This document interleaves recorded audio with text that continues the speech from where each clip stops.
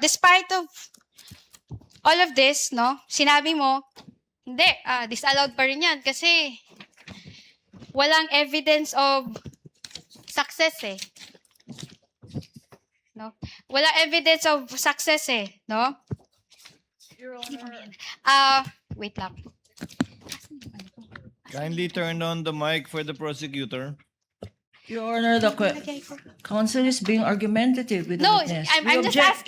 I'm asking a question. Sabi ko, What is the question again? ang question ko, despite of all of those reports, no, dinisallow nyo pa rin yung payment of rewards. Kasi sabi ninyo, no proof of success.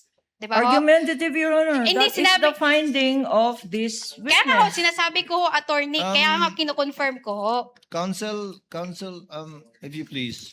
Witness may answer. Objection is overruled. Witness said that she indeed disallowed and or gave AOMs because there was no proof of success. I even remember her saying, wala naman daw nahuli. So please answer, Celine. Yes po, kasama po yun sa notice of disallowance ko na na-issue noong March 31, 2026. Hindi po sufficient yung PIOR and the certification na evidence na nagpapakita ng success ng information gathering. Okay, I get that. But are you aware that one of the purposes of intelligence work is crime prevention? Your Honor, please, may we know where this is leading? Because we are not talking about intelligence funds. We're talking Well, about... confidential funds. So I convert my Confidential funds. question, Your Honor. Counsel, kindly Yes. wait for Attorney Capulan to finish with her objection. Are you referring to...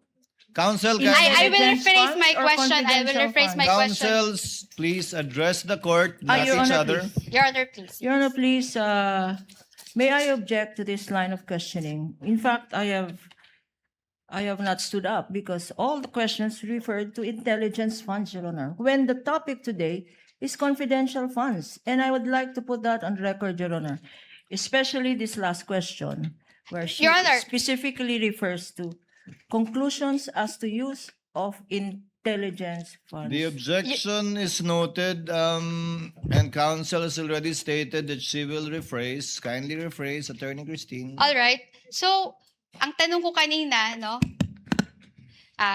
Sabi nyo nga, no? Dinisallow nyo yung rewards kasi nga walang evidence of success ng information gathering. Tama ho?